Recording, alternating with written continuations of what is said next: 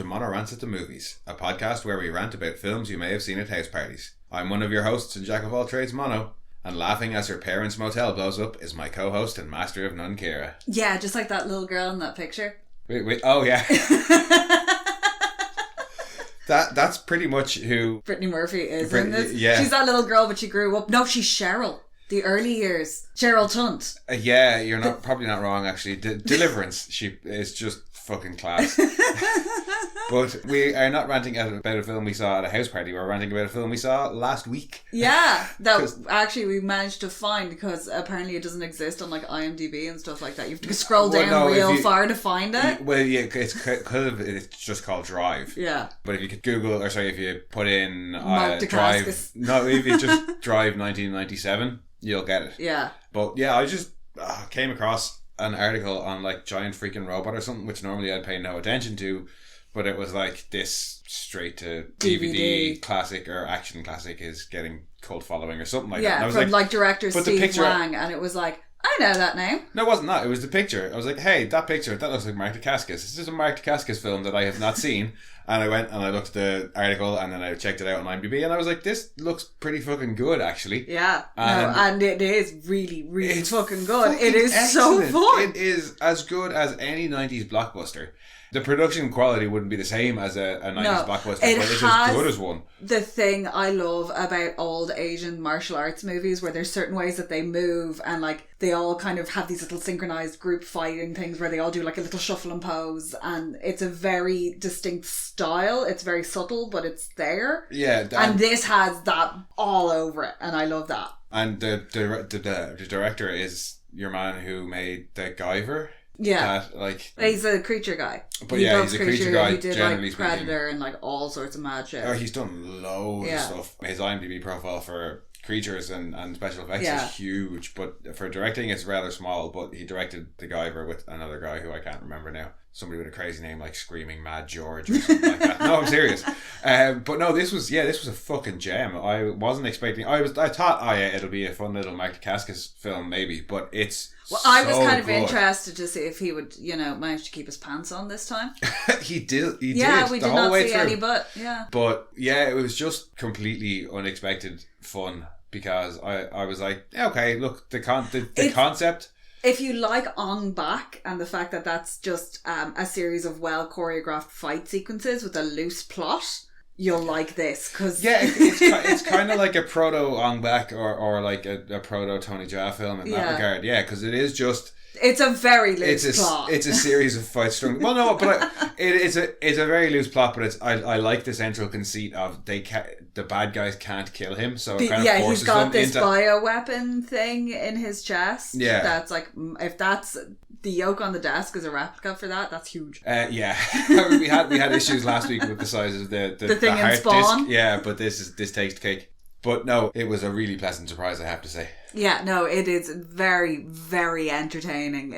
Brittany Murphy is a gem in this. Yeah. Like, absolute standout as...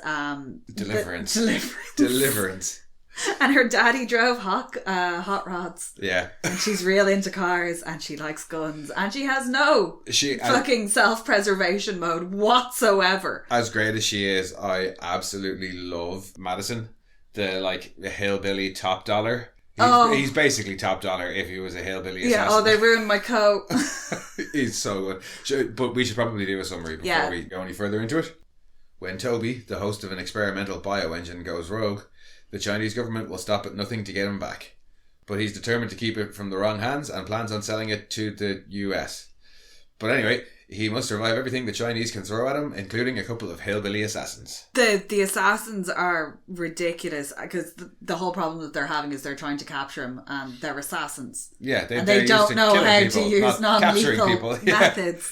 Oh, they're just a hedgehog and Madison. Hedgehog looks like some sort of non-union Jared Harris. He really does. He's like weird and scrawny. He looks like he should be on like Angel Ranch. Yeah. Fucking a chicken. Or a trout. He's not got much to do in the film except for follow Madison around. Hilarious. Be hilariously obsessed with food. I'm not sure what was going on there, but I thoroughly enjoyed it. Yeah. And Madison is just great as the kind of main bad guy throughout, just with his ponytail and his cowboy hat. And their RV! Driving around in their little RV. And when he gets, like, getting frustrated and just being like, fuck it, and pulling out a giant rocket launcher. Yeah, when he hot steps it out of the motel after the army of Chinese people have like Chinese mafia, whoever they're sent by this corporation, it's his people. Well, no, the whole thing is... He keeps getting like reinforcements from Hong Kong and they're all shit. Yeah, well, that's the whole thing, is that Toby doesn't want the Chinese to get the bioengine because the transfer to from the British Empire to China has just happened. Yeah. And he doesn't want the Chinese government to get it. So he's gone to America to sell it to some corporation. Yeah. Because that's better. Yeah, not really. But we'll let him away with it. He doesn't know any better. But yeah, so they just constantly have this stream of guys backing up the two hillbilly assassins, just getting... Yeah, until we get to like final boss, who's the advanced model, who coincidentally is also Lord Hanada in Crying Freeman. Yes, that's right. Because we were looking at him going, you look very familiar. Oh, the shoulder pads in the coat. Oh, when he takes off the coat. He takes off the coat and he's just got another smaller coat on underneath, and it's like, oh yeah, he's going to reveal all this. Like, the same. And it's your man taking off the mustache and there's another mustache underneath it. But the like overarching bad guy who controls the corporation who wants Toby back has just said, fire up all the implants, and he whips off his coat, so you're expecting to see him all like covered Bionic in implants Barry. and stuff. Yeah, but no, it's just another fucking coat. It's great. Same massive shoulder pads. We get a couple of good coat fight scenes in this, because you've got the one in the bar where he fights his way out of the trench coat. That's one of the things that I really enjoyed about this. The use of props in the fights. Well, just the variety in the fight scenes, because you've got the first one on the boat where he's on the crate and his foot slips and they're like, fuck, there he is, and they all start shooting at him. But then they're like, you can't kill him. Yeah, they all like shoot at his feet. Yeah, there's a bit of a I fight loved there. the dude, the extra that showed up in like his dad's suit, because it was like, Not as good as the stuntman later on, though. Oh God, no. Yeah, it starts. They've got the fight on the boat, and then he pulls up in the car. It's so funny when he gets out and puts his cowboy hat on. Oh, he's great. But when he gets to the bar is the first kind of bit that I was like, oh, hang on, this film could be really, really fun. When Madison is holding Malik hostage. Yeah, this poor guy who's just like minding his own business. He's lost his wife. He's gotten divorced. He's lost his job. Yeah, you don't know that yet. But... He's hanging out in a bar. Well, the implication there is because you get the whole kind of banter with the bartender who's like, I only opened this place early so you'd have somewhere to go. And he's like, oh no, this is it. I'm going to be famous. I'm going to write an award-winning song. He's like bragging about it. Yeah. And Toby's just like, yeah, whatever, dude. But yeah, no, the bit that sold me on the film initially was when Madison has him hostage and the cops are about to burst in and he throws Malik at Toby, and Toby kind of catches him, and then the cops burst in and he immediately points the gun at Malik's head and he's like, oh no. Malik's just like, please, can we not? Yeah, that's following the big fight in the bar. But yeah, that was where I was like, oh, hang on, this film could actually be really, really fun. Yeah, because then they get out and they get into Malik's car and he's just like, I'm driving. Yeah, and that's where we get some of the other thing that You're I really enjoyed telling me about. I can't smoke in my own car? Yeah, is the dialogue between the two of them and the chemistry between the two lads is fucking excellent. You start to get it a bit there where he's basically telling him, I'm taking you hostage and you're driving me to LA, and he's like, what the fuck, LA? Yeah, because they're in San Francisco. Because every good thing comes into the port of San Francisco. Dinosaurs, bioweapons. That's a very good point. Kong. No, that was New York. But yeah, you get the first bit of the banter there between them, and then with the whole thing where he's like, you're telling me I can't have a cigarette in my own car. Then you get on to I think my favourite fight scene of it, which is the when they're handcuffed together. Yeah, they get caught by the cops and brought to a quarry, and Madison shows up again. Cops. They are cops. They're just dirty cops. Dirty cops. Yeah, you get the two lads get cuffed together, and there's a fight that's scene like with the two of them serious cuffed. Industrial. Like, that's not a normal cuff. It was like wire and big like bolts. But I think that's kind of the point, is that we don't want him to be able to just cut it off easily enough. Like, But it's that whole fight scene with the two of them stuck together where he's using Malik's head to crack people. Yeah, and he does it like 3 times, but when he goes to do the flying jump, and Malik Malik doesn't go with it. Yeah, he just gets caught and drops. Oh, it's so painful. Not as painful as what he does to Madison immediately after, where he body slams him backwards onto the pipe. Yeah. And that hurt.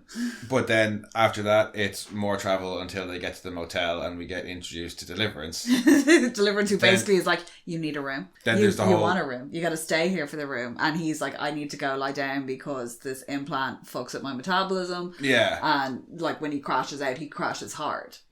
So they're like, right, fine, off you go. We'll go and try and fix the car because the car has been like crashed and shot to shit at this point. But then there's a motel attack that's not dissimilar, but I think I found a lot more fun than the Universal Soldier motel attack. Oh, where everything blows up. Yeah. And no naked Jean-Claude Van Damme. But after that... But there is no way they outran that explosion. There's no what? There's no way they outran the explosion at the motel. I like how they kind of have a nod to that at the very end of the film where there's another explosion. And they were like... We're like, they're not far enough away. And the two of them look at each other and they're like, oh shit, and turn to run and nearly get blown up. It's tongue-in-cheek a fair bit as well. Yeah, no, it's fun. It doesn't take itself seriously at all. But yeah, they have it broken up quite nicely between their set-piece fights and then their like banter between the two lads, and then they introduce Deliverance. Yeah, and Deliverance is just insane. And but then she's like, oh, I can help you guys because my friend owns this club called Apollo 14? Apollo 14. Which is the most ridiculous club on the planet. It's a ridiculous looking club. I wouldn't mind going there. Maybe not that night. No, but it had like games and shit inside and like one of those spinny gyro things. Oh, you're a man who gets shot in the gyro? There's bumper cars in the club. Are you kidding me? So happy, off my face, Long Island iced tea, bumper cars. Yeah, that'd be a fun night. But it moves along quite nippily, and the fight scenes that they have, I like how there is this nice variety between them, between the co-fight. Different styles as well. And then in the final fight, you've got all the lads on the motorbikes as well. Which is hilarious, because we were like, dude in a trench coat. Yeah. And then he's standing there and they have their dramatic like face off because there's a singing moment not involving the person who's been set up as the singer. Yeah, the songwriter doesn't do karaoke. Mark Dacascos does karaoke. Telling him to go home. With the dude who looks like he came from fucking Oh Brother Where Art Thou? With his big briefcase. Oh yeah. He does kind of look like Pappy yeah, he's got that look about him where he's like, it's too hot today, milk was a bad choice. Why don't they leave? He's like, oh yeah, they're tracking you and I'm going to, They don't leave, they get shot. No. And he's like, oh, they're tracking you and I'm going to like fritz out the tracking device. But we're not going to leave your last known location. Yeah, we're going to stay exactly in your last known location. It's a very, very good point. Like, they don't leave. They're like, oh yeah, it's fine. Here, have some drinks, sing some karaoke. Like, make sure all these people see you. That's a really good idea. We'll stick with that. Yeah, it's not the best choice in fairness. No, but that poor guy who's just like when he gets shot and he's just hanging in that gyro thing. You're like, nah, that's not what you signed up for today, was it? It goes back to him later on. Yeah, he's still just there. Oh, no, I will say it was a lot funnier than I was expecting. Yeah, there's some nice little comedic moments mixed in with all the like really fancy martial arts. Like, because there are some really fancy martial arts going on, and then you'll get like a little moment of levity. When Mark Dacascos is the lead, it's always going to be good martial arts. Well, in my opinion. But the fight between him and the advanced model, because he doesn't get a name, so I'm going to just call him Lord Hanada now, because I feel bad calling him the advanced model. Well, yeah, that's all he is is just the advanced model. The whole thing about his sunglasses. Oh, yeah. They're like, you got some really nice sunglasses. Well, at least like, take those sunglasses from him. Come on, you can do it, Toby. You can kick this guy's ass. Toby's just like, no, stop. He's like, oh, I'm going to take your shoes. It's an earlier one. He's like, I'm going to kick your ass and like take your shoes. It's like, yeah, take the shoes. Always take the shoes. But then they end up breaking the sunglasses. Oh, that's right. He snaps them right in the middle. And he's just not look impressed by that. Yeah, no, the whole package of this film just was way better than I was expecting. Yeah. Well, we got really confused because we were watching on YouTube and the whole intro bit is in Chinese and there was no subtitles and we were like, oh no. But apparently I think it's just like that. We also, as a side note, watched the US edit of this, and Well, apparently yeah, it was a re-edited version that was done with a whole load of techno, and Yeah. I am not mad at the techno works really, really well. There's parts where it really, really doesn't work, but yeah, most of the time it's fine. But I would actually, having watched that now, I'd be super. There's the UK released version of it's it, got which like is an the extra half an hour. actual director's cut, because they re-edited it, because, you know, producers are dicks like that. Yeah. And that's kind of what they wanted it to be. So I'd be interested to see what that is, because there is quite a bit more much in prefer it. to see the director. There's a couple of extra fight scenes in the director's cut. Yeah, and there's a couple of extra scenes with Malik and his ex-wife, who's Blade's mom. This was her first movie, and then she was in AVP. Yes, that's right. Sana Latin. Yeah, she's only in this for literally like 2 seconds, where she's like, yeah, whatever. And there's that whole great bit where he's like, you don't really you still love me because you didn't hit me when I called him a cheeseburger. Cheeseburger. It's a great insult for something. He's a cheeseburger. He's clogging up your veins. Horrible for you, cheeseburger. Apparently there's another whole bit, because they have a daughter as well, and he's like, he really wants to get back with his wife and his daughter. He still loves them. Like, he lost his job and then lost them. And apparently there's a whole other bit where he's talking to Toby about wanting to do better, and because he loves his daughter, and that would make more everything sense, right? Because the bit you get, the whole reason he's going along with it is that Toby's promised him like half of the reward money, so it's like 2.5 million, and he's like, I could do a lot with 2.5 million. And in 1995, even now you could, but this was like 1990 what? 97. Okay, yeah, that's a lot of money. Oh yeah, that's a lot of money. Still a lot of money. That's still a lot of money. But no, what I was gonna say in terms of it making sense is because well, he lives in San Francisco, so 2.5 million in San Francisco ain't that much realistically. I still wouldn't turn it down. No. But no, when he leaves Toby at the bus station, and Toby's like, oh, she still loves you, man, and then later on they're talking about it, and he's like, you know, you need to go back the whole to her. song is like, you need to go back to her and she still loves you. But it's like Toby's really on this you need to go back to her buzz, and he hasn't expressed that much interest about wanting to go back to her that we've seen. Yeah, like from the get-go. If there was another scene or two. Because they're like, she arrives into the garage, and they're like, he's like just trying to like hacksaw off. She's like, are you in trouble? And he's like, I'm not. He is. Yeah. I'm not. I was a hostage. I was a hostage in this situation. She's like, okay, just cut yourselves apart, do what you need to do and leave. But yeah, no. She's not even mad that he's in her garage. More scenes with that. Not loads more scenes to do with that, but yeah, another scene or two would probably make Toby's like pushing him back to her and make a bit more sense. And obviously more action would be good. Yes. Because it's still a fairly coherent film. It's not, well, from what I saw, it's not cut to shit or anything. No, but the only thing much that prefer to see the fuller version. Really annoyed me was Mr. Lin, the head of Mr. Lau. Yeah. The head of the whatever corporation. Yeah. Him just being like his whole control setup of like made no sense to me when they were like, oh, activate all the implants. All the like weird telephone operator girls that he had. Yeah. It's like, dude, what is going on? You implant neural shit in people that makes them work better, but you literally look like a 1920s phone exchange. Yeah, it was weird. I think it was just because he's more advanced, they needed more technology to like it's kind of like, you know, something. Sam's lab in SG1 with all its unnecessary banks Blinking of machines and blinking lights. It really was that. They were like, just put shit in there, make it look like the 1960s Batcave.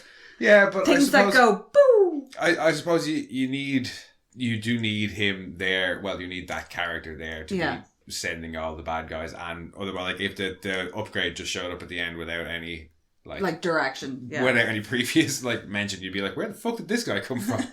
He's the advanced model. Sorry, yes, the advanced model, not the upgrade. Oh, it's so funny when he's just like walking down the street with his gang, and it's like, hey. Little dude in white's not done anything yet. Not as good as the three lads waiting outside the train station. Who all close and drop the newspapers at the same time, because that's not suspicious in any way. Like, littering. Yeah.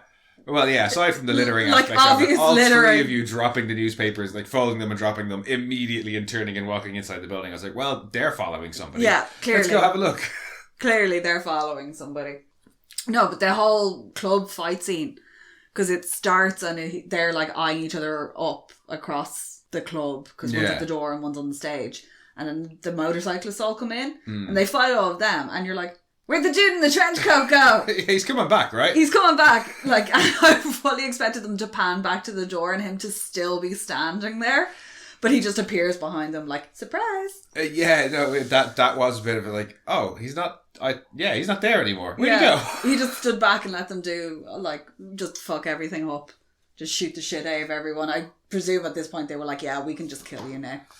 Were they expecting the motorbike guys to take him out? Or were they just like, we'll just send these guys in for fun? Or I don't know. But it was, because they came in through the windows. That was great fun. Oh, it was great fun, don't get me wrong. But like, from their point of view, like we're sending in the advanced model. But first, we're sending in like 15 dudes on bikes with guns. Yeah. Who will stop using their guns halfway through the battle. Yeah, to just start going, kapow, kapow. Again, fun to watch, don't get me wrong. Very fun to watch. From their point of view, it was like, yeah, it didn't really make much sense. Yeah, and Malik's like holding his own through that whole thing.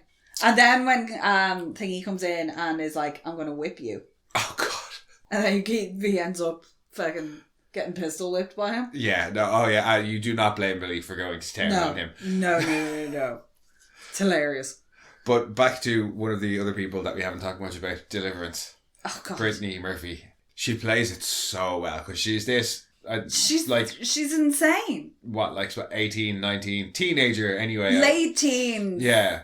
Left in charge of her that guy motel. Who's like, you get those videos of like really angry dogs and it cuts to the guy who's like, white women will walk right up to this thing. Yeah. Brittany Murphy, Deliverance is that white woman.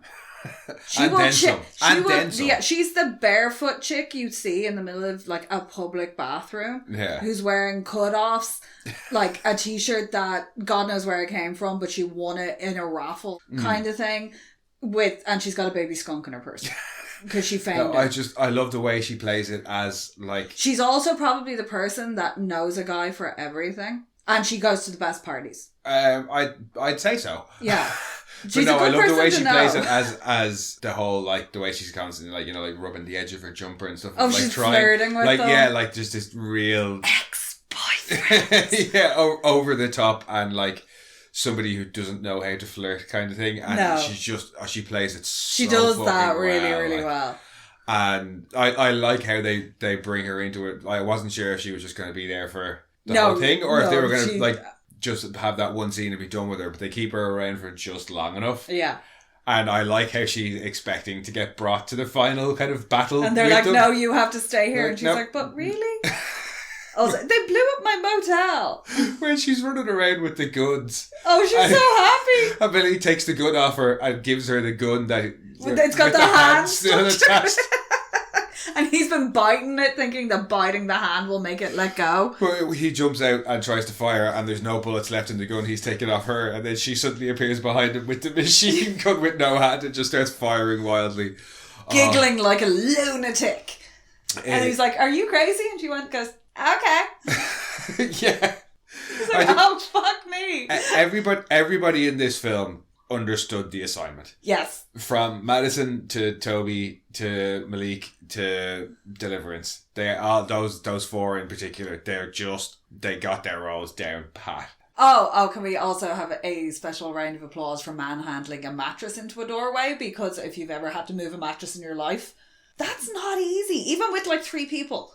Oh, he's got the shoes. Oh, he puts the shoes on his feet because they have stun guns. Yeah. And I was like, rubber soles. Yay. Yeah. And then he's got them on his, and they start to melt and he's like just shaking them off and then stops and like reposes like you didn't see that. Yeah, that's it. That's in the motel fight scene. But yeah, I'd forgotten about him the way he's using the bed. He picks up a whole fucking mattress and just jams it into a door. That man, I need him when I move house. He's bouncing between the 2 beds as well, fighting the guy. Like, again, just really inventive fight scenes. Like furniture, like kicking chairs at people's legs, just throwing pans at them. Oh yeah, from the kitchenette kind of thing. And it's all the stuff you do. And he's like trying to hold a door shut. Yeah. And like frantically like looking around to try and find something to like at least hit them with. It's great. No, the motel fight scene again, that and the cuff scene, I think probably. Yeah, no, it's a really enjoyable fight scene. It's really, really entertaining because when he cuts your man's shoelaces, you're like, "What the fuck are you doing?" And then he punches him out of his shoes. And you're like, "Why did he steal his shoes?" I was like, maybe he doesn't have shoes on, and then he puts them on his hands, and you're like, what? Yeah, and does the Matrix come get karate me, thing, which I normally hate. But it's in the shoe. It's in the shoe. Oh. Was there anything we didn't like, actually? Like, you could go, like, it is kind of clunky in places, but I don't really care. It's a little bit 90s cheesy in places. But I like the cheese. Like the head bop? I like the cheese when they're dancing in the car. Yeah. But that's that was like Night at the Roxbury as always. When he turns around though, when they're having that like little moment where they're like dancing in the car together and Mark Dacascos turns around, he's making that super cheesy face with the eyebrow and the grin. That's amazing. Not that I don't like it, but it is a lower kind of production quality. So, but again, it's really reminiscent of the Asian, like a lot of the Asian martial arts movies. But there were bits where it was a bit like a 90s TV episode as well, just in terms of like the camera work and stuff. Yeah. But again, as I said, it was a much smaller production than your 90s blockbusters, like, you know what I mean? So it wasn't that I didn't like it. It was just something that I noticed once or twice throughout. And you would have had accommodations for like wire work and things like that, because there was a lot of wire work in this. Although that said, positively, the way they kind of blur the advanced models' movements in the final fight scene, I really like. Really different. His fight style is different, which is nice. But even just some of the camera effects that they use on him, they have these real kind of blurred movements, and it really, really works. And when he gets all like amped up and starts to like sweat and shit, because you're expecting him to kind of like Hulk out and like bulging or anything like that, and he doesn't really. No, you can just see him like starting to sweat and vibrate ever so slightly, because that's probably what would happen. Like, you wouldn't be like Hulk smash. But as to other things that maybe I didn't like, karaoke. No, God, why was there karaoke? But just, because I don't really like songs in films. It was just so random. Yeah, and especially because they kind of teased it where Malik's like, I don't see you getting up there, and he's like, yeah, no. Or like, expecting the pair of them to be like singing or whatever. Like, I thought it was going to happen then, and it didn't. So I was like, phew, we got away with it. And then we cut back to them like 5 minutes later, and it was like, no, karaoke. Shit. It's karaoke. That's so random, and he's just making up a song, and everyone's like, yay, random guy walking up to people, making up a song. Great. In this exclusive, supposedly exclusive nightclub that's got a rocket ship on the top of it, which didn't fully take off, which I was so disappointed about. It does kind of take off. Just a little bit, yeah. But just a little bit. But I think the only other thing that I didn't like was the turn in the final fight scene, because obviously the good guys win. Yeah. But there's a point where you think the good guys might not win, and then there's a turn, and it just there's no impetus for it. Yeah, it's just like... I thought it was maybe that your man was so cocky that he was like, oh, I have all these upgrades so I can beat you anyway. Whereas Toby's the better fighter. I think we had said that the second time we were watching it, that Toby just seems to gain the upper hand out of He's nowhere. Actually just the better fighter. It's nothing to do with like brute strength or anything like that. Maybe there's a scene missing there somewhere that could have made it all made sense. Well, the advanced model certainly seems to know him. He's like, you can come back with me. So maybe there is another scene where the two of them I think they're all supposed to be assassins. Because, what's his name? Thingy Bobs, I've forgotten his name, the cowboy. Madison. He makes a comment about him always showing him up before. Yeah, so I think they're all supposed to have been assassins for this company. Yeah, or worked for the company in some way. But yeah, maybe there was a scene missing there that would have better explained what changed and why Toby got the upper hand. The fucking Einstein frog cartoon. Oh God, fuck! I nearly forgot about that. That's one of the best things. I found the whole episode is on YouTube, and it was a little it was a little show about a frog that's got Einstein's brain. Wow, where is it? Because it. Walter the Einstein Frog. The whole episode is on YouTube. Go find it. Watch it. It's there's amazing. Like 2 or 3 scenes where it's on the TV in the background, and it's just that frog's a real smart guy. Yeah, Walter, you've saved the president's son. I was shot one of those film things, but it's fucking brilliant. Yeah, it's hilarious. I want it to be a real thing. It's a better version of Hypnotoad. It is a better version of Hypnotoad because Walter the Einstein Frog only seems to want to do good. Yeah. He doesn't want to hypnotise us. No. It's a bit like... Fuck, I nearly forgot about that. That's just brilliant. It really is. And I think the thing I like the most about it is if you watched Evil Kung Carney, back in the good old days of the Grim Adventures of Yeah, because he's got the brain in the dome dome on his head. No, the stomach isn't in a dome and talks separately. No, unfortunately not. But I was pretty Roscoff happy with what the we bear. got. Well, yeah, I wasn't expecting a film within a film, much less something so fucking off the wall as it was. And they don't really make much of it. No, they're just like, it's just, I'm watching Einstein, or fucking thingy, the Einstein frog. Yeah, and then Deliverance is like, yeah, he's sure a real smart frog. They're like, okay. Oh, yeah. But then you get Hedgehog watching it in the RV as well. Yeah, I think that's where you first see it. And you're like, what the fuck? Oh, it's great. And there's some very typical 90s puns, and then there's the terrible. Oh, well, in fairness, the one at the end gets called out. Yeah, no, I like that. But I will say, again, more positive stuff than negative. There's nothing that doesn't, like, it's aged really well. I didn't see it the first time around, but there was nothing where I went, ooh. No, like, it still looks really good. Yeah, well, no, don't mean like CG wise or anything. I mean, like, there's no, like, dodgy language or we don't say that anymore. The only thing I thought was really, really funny was the noise, the sound effects for the taser gun things. Yeah. Because they're just random. There was one bit where it verges close to stereotyping, but where they both stereotype each other. Yeah. And it ends up being one of the better scenes in the film. All about everyone going around kung fu fighting. Yeah, what's China like? Yeah, everybody being like, your kung fu is obsolete and it offends me. Yeah, no, that is very funny. The banter in the car is very funny. Yeah, no, and that one is one of the better bits. But yeah, no, it all holds up really well. There's nothing that's aged terribly. There are, as I say, there's a couple of bits of 90s cheese, but nothing terrible at all. No. But what about favourite bits of the film then? Probably the motel fight scene. Because it was two. You've got whatever's going on with him, and also Deliverance not understanding boundaries. Yeah. When she's trying to wake him up, and it's like, what the fuck? Like, you just wander into your guest. Like, okay, you kind of force them to come and stay. Yeah. And now you've just let yourself into the room with this unconscious guy who you proceed to kind of molest. A little bit. Just a touch. And like at the part where she's like flicking water at him and stuff. But when she realises there's a dude, because she can see the shadow with the gun, and she doesn't do anything. She looks delighted. Yeah. She's like, eee! Yeah, fun times are about to happen. Yeah. She's Cheryl. You're right. No, she is Cheryl. The motel scene is definitely one of the my highlights as well, I think. But the way they go, because she's got all the skeleton keys, and they go backwards through some of the motel rooms to get out, and then you've got all the stuff going on in the garage as well. Oh yeah, no, it's nice that you've got the split between Toby and the fighting all the guys. Yeah, the chainsaw bit is great. Also that really nice like flying kick across the bonnet of the car. Yes. And he's like, haha, fuck you. I think for me, there's something about that handcuff fight that I really, really love. Well, all the stuff with them handcuffed together, I kind of wish it had lasted a little bit longer, because it happens early on in the film. I thought, is this going to be the main conceit? The two of them are cuffed together for nearly the entire film. What do you need the bucket for? There's that brilliant bit where they... It was like, when they got to the bottom of that, if that was real life, they would have no hands. Well, it's not the bucket bit. It's when he tells them that they're going to zip line down this thing, and he's like, oh my God, we need the bucket. No, but after that, when he realises, he's like, we're going to zip line down this thing, and Malik's like, oh God, that's suicide. Can we talk about it? And he goes, sure, tell me on the way down, and just pushes him off.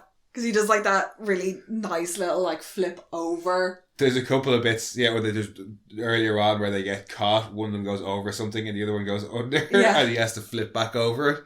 But and then just the fight scene itself, because it's all in and around the quarry, it's like a steelworks or something. I just that one I really, really enjoyed. The motel scene's great as well, but the handcuff one I think just tips it for me.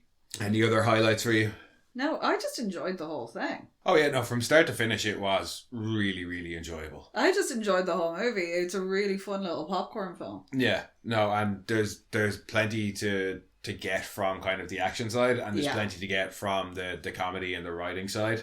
It's a really nice little all-rounder. It's not, the version we watched was an hour and a half, an hour and 40? Yeah, give or take. And I think the extended edition just pushes around 2 hours, so even then it's not too long.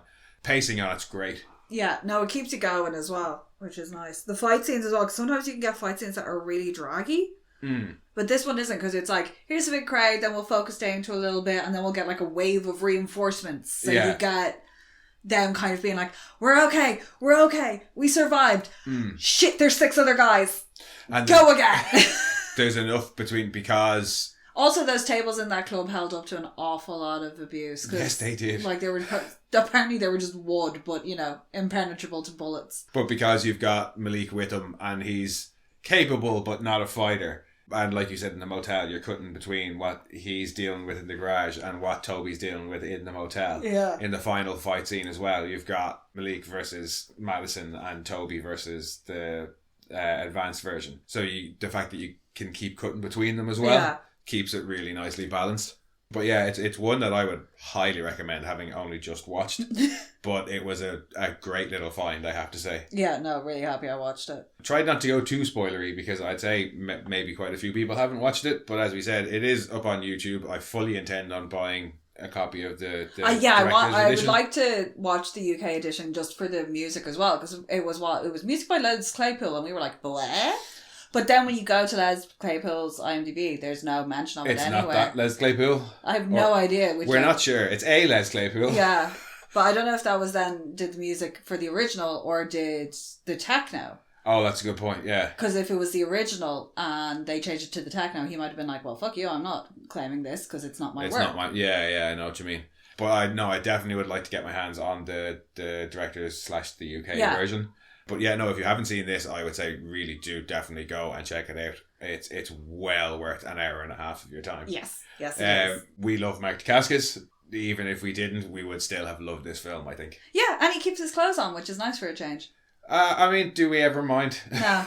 We don't mind. No, not really. I think that about wraps it up for 1997's drive, because there's a couple of drives. Yeah.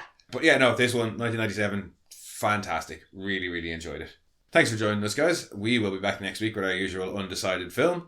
If you want, in the meantime, you can check out our other podcast, Mono Rants The Boys, or you can head back and check out some of our previous episodes, or you can come and chat with us on Twitter at RantsMono, on Instagram at monorants_the_boys, or you can send your own rants to monorantspodcast@gmail.com.